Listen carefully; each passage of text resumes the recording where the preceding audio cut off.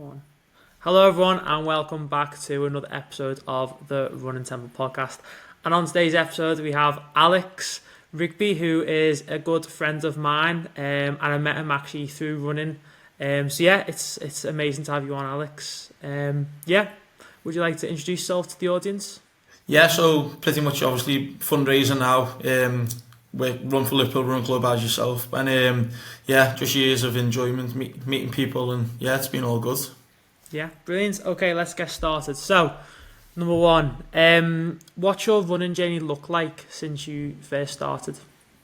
Yeah, so pretty much from when I was a kid, I like to try and push myself fitness-wise. I was never very good at it. My first race I ever did was the Great North Run, funny enough, when I was 17, and I'd done it in 2 hours and 12 minutes.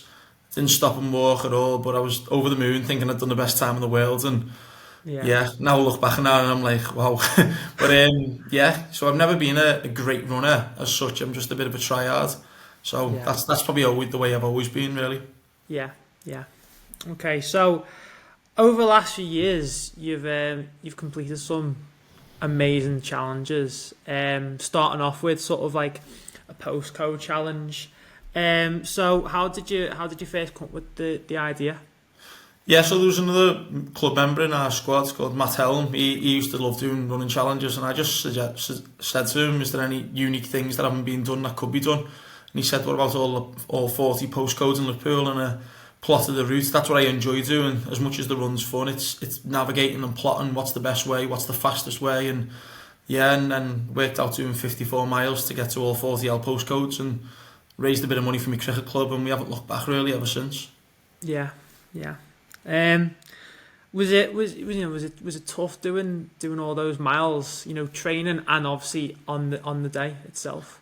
Yeah, I think it's it's got to be a hobby, hasn't it? If you're going to do stuff like this and it becomes like your spare time, your pastime, it's got to be something you enjoy, and I enjoy finding them shortcuts, them fastest ways to get to places, seeing different parts of the city you wouldn't have seen, and that's one of my favourite things about the getting ready for the challenge. The challenge itself is a bit of a victory lap and a celebration because you've got hundreds of people with you, but when you're on your own in the middle of January and it's raining and it's horrible, they're the tough times, but they're the times that need to be done if you want to be successful on the day, I guess. Yeah, that's it. It's behind the scenes that people don't see, the hard work that goes behind it, planning it. And then on the day, it's just all about like the execution, really, isn't it? Yeah, well, that's what I mean. Like, I did a 40-mile run on the day. We're playing Spurs this year when we won 3-2. I missed that, and but I needed to get a big run in, and it was worth the sacrifice. But at least we won anyway. Yeah. So you've then since completed a further few challenges. Obviously these last few have been slightly different. So it's, you've ran to every sort of Merseyrail network train station, in the network, which is, it's an unbelievable challenge. Over 100 kilometers. How did you find doing all that? Yeah, so again, I was getting a train one day and I just thought, I wonder how long it'd take to actually get to the whole Merseyrail Northern Line. It was a good follow-up from the postcode one, which overlapped quite well because I already had a bit of support from that run, and then we haven't looked back again. More people want to get involved, and it's just grew and grew, and it was fun because the route was something doable again because I had the confidence from the postcode run, and again, just doing it for a charity that I support was great because I knew I'd have their support, and it's just grew and grew for the charity and for Merseyrail and for just the running community itself, like our running club supporting us. It's just been brilliant, and when you've got that sort of support, you're not going to be on your own. Yeah, and that it helps you get through it, doesn't it? And that was sort of leading on to the next bit, which was, how did you find running through the night time? What was that like? Yeah, so obviously doing that challenge, running over 100 miles, you're going to have to go through the darkness at some point, and it was, the weather was quite kind to us. It was obviously, there was no rain, but it was very, very cold, but I had a great support team with me, and all I was thinking about is it'll be light soon. So I think I was running for like 12 hours of darkness, but every hour that passed by, you just thought to yourself, you're getting close to the finish line, and you had new people to talk to. Then you get emotionally exhausted, which is something I've never experienced before, but but yeah, I had great people around me to get me through to the sunlight. Yeah, yeah, it's amazing. Um, Looking back now, which of the running challenges that you've done would you say is, sort of taught you the most? Um, in terms of taught me the most, I think it's hard to say because like every run has come with different experiences. My first one doing the L postcode, I didn't know I was capable of doing that sort of distance. Similar to the 100 mile one that I've done, I didn't know I was capable. But even my first London marathon when I was 20, I didn't know I was capable of that. So I think what it's taught me is, your mind is stronger than your fitness. As long as you've got the right mindset, you can do anything. So I think I'd say in terms of having the belief, the self-belief, that's what's taught me the most and given me the confidence. And again, it's not a race. Get it done at your own pace. Yeah, yeah, that's it. That's it. It's not just like an endurance test physically. It's mentally as well. It's keeping your mind occupied. So those tough times, you're not lonely and feeling, like you want to give up. Really. Yeah, I think your mind is the strongest thing when it comes to running. We're always going to go through pain barriers, whether it's a 5k or a 100 mile. It's going to hurt, but it's your mind telling you, I don't want to give up. That's the key. And Yeah. that's, you've got to have the dedication and commitment, and that again comes from the mind. So I'd say it's mentally, for me anyway, because I'm not a physically great runner. I'm just more of a try hard. Yeah. That's Yeah. it. Okay, so what's your most memorable race that you've done over the years?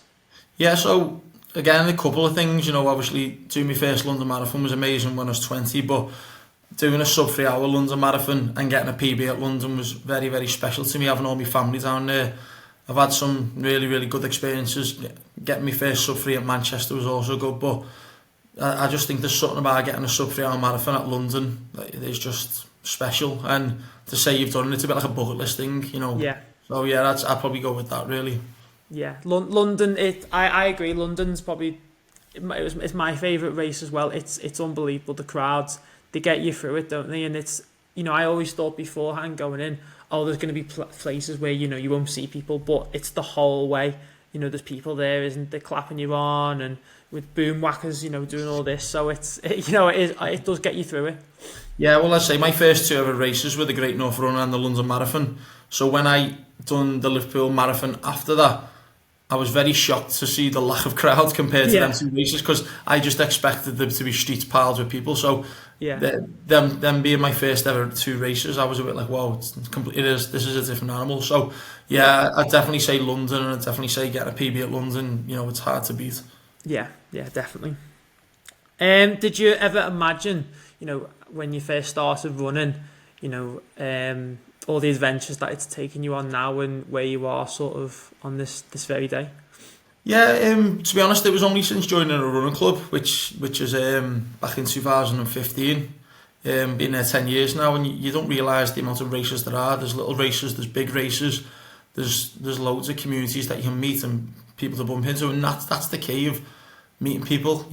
Everyone's on their own journey, everyone's doing their own race, and that's the main thing. We're all in a race, but we're all running our own race. So Yeah. I think the guidance I've been given and the support I've been given is massively down to the running club that I'm in, and I'm very fortunate for that. But yeah, opportunities it's given me, and it's been giving me the opportunity to raise a lot of money for charity as well, which is something I'm very proud of. Yeah, no, definitely. That it's having that social element and community is, it's really good. And obviously we do park runs, and you're meeting different people from different backgrounds, learning about their running journeys as well.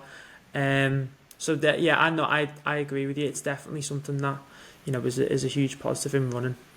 Absolutely, and especially like with running now, it's getting so big all the time, and everyone's into parkrun now, and you go all over the country and all over the world, and everyone's loving it, and you've got stories to share about different locations. So it's a lot of fun. There's a lot of positivity around running, and there's a lot of positivity around mental health. That's one reason I started these challenges probably a couple of years ago, because I suffered with seasonal sadness, and gave me something to focus on when the cricket season was finished. Yeah. And that's why I thought, I'll keep running. And I've done the postcode run and I haven't looked back really, so we'll see what's next. Yeah. Okay, so what is your sort of go-to nutrition sort of post marathon? Yeah, well, to be honest though, whatever's in the goodie bag's normally good. But yeah, I think I've always said for years about chocolate yazoo, and everyone used to laugh at me, and now everyone's talking about it on social media, Yeah, saying you should drink chocolate milkshake, and I'm like, I've told you this for the last 10 years. But so chocolate milkshake's definitely a good one for recovery. But for me, I've never. It's one thing I do need to work on more is my nutrition stuff because again, I just eat the first thing I see, and maybe there's something in that. I just use it for fuel, but don't look into it too much. But if you want to get to that next level, nutrition's definitely the one, and something I need to look into a lot more. yeah. No, I actually, I have like sort of chocolate shakes. It's like this PhD powder, and honestly, I'm with you. It really does help, and I didn't realize the actual benefits it gives you, and you do feel that afterwards. Yeah, it's just carbs and protein, isn't it? Putting back Yeah, into your body, and some people are a big believer of not having anything, but all that's doing is eating away the muscle. So, yeah, getting it into you as quick as possible is the big one, especially after the long run. But again, something I need to do a lot more instead of practicing what I preach. yeah. Yeah, okay, no, I think that's sort of a good place to wrap it up. Honestly, thank you very much for coming on. It's been really good to have you on, Alex. So thank you for tuning in, everyone, and I will see you all next time.